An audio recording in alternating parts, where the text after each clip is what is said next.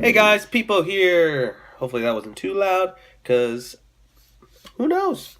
Anywho, today's video is going to be about this. Right chia.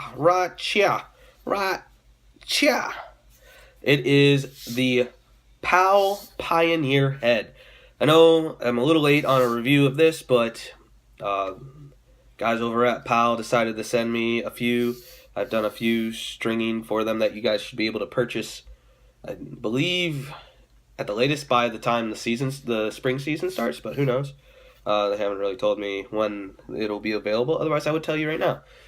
But anyway, it's not a brand new head out on the market, but it is fairly new in that it came out in the last year and a half. So honestly, that's relatively new because most heads don't really go down in price until after 2 to 3 years, or depending on the company or whatever. But so, considering how, I guess, somewhat new to the market it is, I felt that it definitely stood to gain a video. Anyway, moving on. I didn't see it coming. I didn't see Powell really coming out with anything. If anything, I thought he was done. I thought Mikey Powell was done with the whole head thing and everything when he first went off to go play in a band. I've listened to a few of his songs, or the band's songs anyway, and they're pretty good. I definitely don't hate it. I think he's pretty talented for what he does, not just for lacrosse but for music. So it's pretty impressive. But so Powell is back in the lacrosse world with their new heads. Well, it's just the Pioneer right now. They haven't come out with any other ones that I've seen. They're on their second iteration of graphics for their shafts since they've been out for about 2 years. It only makes sense. Most companies come out with a new graphic design on their stuff, much like this carbon fiber, the Mighty Black, which we'll be doing a video about that later, and then the mesh in this one. But so, sorry, tail end of the cold. Anyway, today is going to be about the head. But so first impressions, I thought it was ridiculously tight-faced. I mean, it made me think of kind of a STX Professor at first. Just looking at it at first, I thought it was really tight. I didn't think the scoop was going to be legal, just barely. But no, perfectly fine. It's well-rounded scoop too. So most of the time when you see really high pockets like this one, or high pocketed heads like this one can be, you usually see kind of more of a pointy scoop, end of the edge of the scoop here, to where it just kind of points out like that. But so I thought it was going to be difficult to string at first. Looking at it, the holes were fairly large, but as you can see on this one, on this one, it strung up pretty well. There, for the top sidewall holes, just kind of moving right into the side to the stringing, but the sidewall holes, I thought it was fairly big sidewall holes, like, holy cow. But then if you really think about it, you look at their feed and their videos and stuff, and you look at the head being strung up, it's got paracord, or 550 cord as I like to call it since I'm Army. But paracord is used by them to fill in that space. But if you just use regular sidewall string like most people do out there, it's gonna be just fine. The way that the holes are shaped actually kind of caters towards that whole mid to mid high pocket, but I've put low pockets in it before and it turned out just fine. But the diamonds, because that's what you can really call them, is the diamonds of the sidewall hole. When you're actually stringing that pocket to have that mid to mid high pocket there, those diamonds are going to force the string to that top portion of the hole because of the shape, and therefore you're going to be able to have, whereas some heads you kind of have to fight the holes to get a mid to a low pocket, unlike your round sidewall hold heads, like the latest Maverick heads, besides the Tactic, but most of their heads, a lot of heads out there have just round or oval shapes. But this one went with the diamond shape, and I feel that locks in your sidewall patterns a lot easier, especially if you use the right knots. Your tops, no, we'll wait on the top.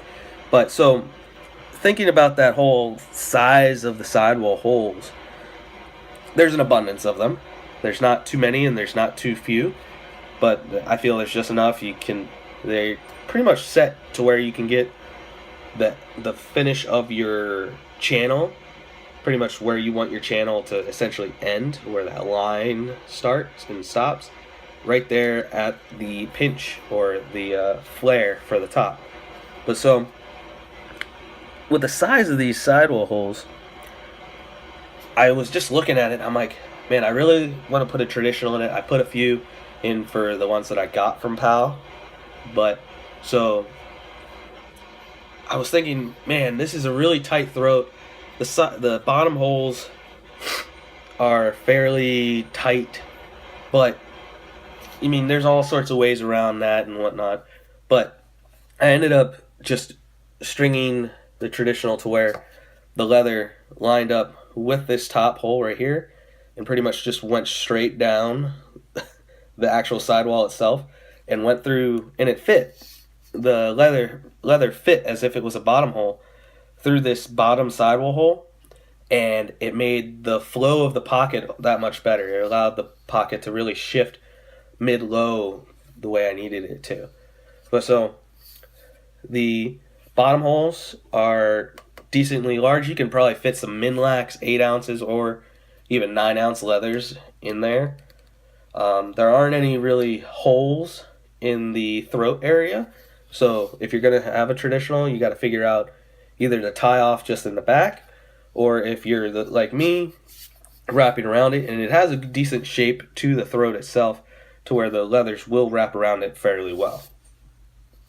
But so the moving into the top holes, they're kind of this ovalish, rounded out triangle shape, which there's other companies that have done it, but when Powell did it, I felt that it was pretty well rounded. You can fit a double triangle up there if you really want to, or just do a single. I would say just do a single, but definitely very large top holes, but perfect for your leathers. You don't need to do a removable top string if you don't want to, and that's pretty much it. But when you're stringing it up with mesh, unless you really, really want to stretch your mesh, attach it to that first sidewall hole, because it pretty much stretches out just the way you need it to with that first one.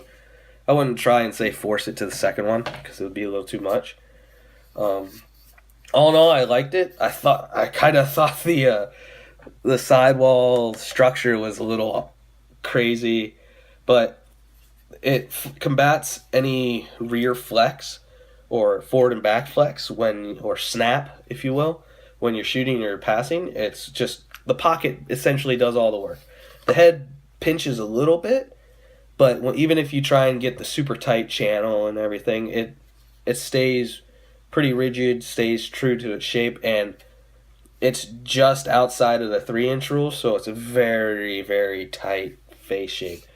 Again, I would say it's more of your kind of mid to mid-high pocket sort of thing going on here, because if you really put a low in it, kind of defeats the purpose. I really feel it's a shooter's head.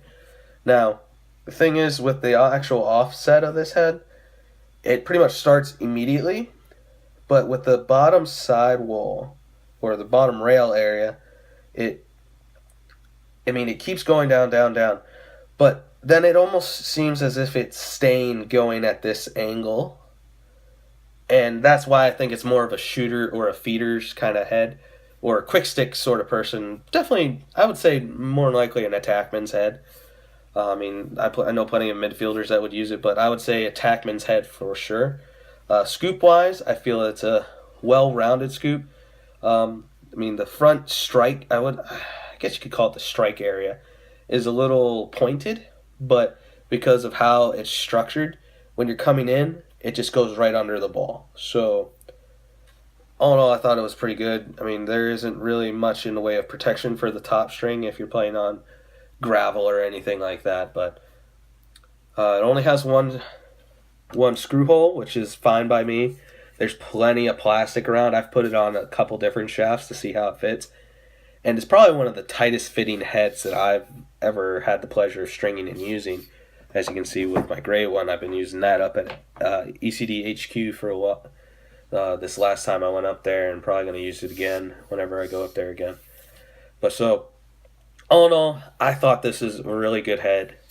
It's definitely one of my favorites now for traditionals. I need to get a hold of one or two more for myself and throw some trads in them for me. But definitely one of, I would say, one of the better first heads for a company. I mean, most of the time you see a first head from a company, it's just garbage.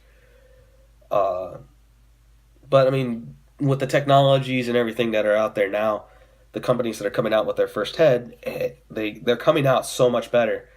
I don't really have much in a way. Sorry. Thought I could get through it without coughing. But so, I mean, I lost my train of thought. But so, I didn't really think that it was going to be that great of a head at first. But they surprised me. And, I mean, there's some pretty good first heads for companies out there. And I feel that with the people that work for Powell, they've definitely got their fair share of experience with heads, with shafts and everything, and they know what they would want. They more likely know what the kids would want because they coach them. So, all in all, I got to give Powell Lacrosse a nice pat on the back for this. Aesthetically, it's pretty much all glossy. There's not too much going on other than the actual structure of the head. The only real aesthetics that it really has is Powell emblem on the throat, Powell emblem on both sides of the scoop. But there's still plenty of like flat space and everything for if you want to get a white one and dye it. So, all in all, great head from Powell. I hope you guys enjoyed this. Hopefully I can stop being sick and do these videos a lot better than what I'm doing right now. So, thanks for watching, guys. I'll catch you later.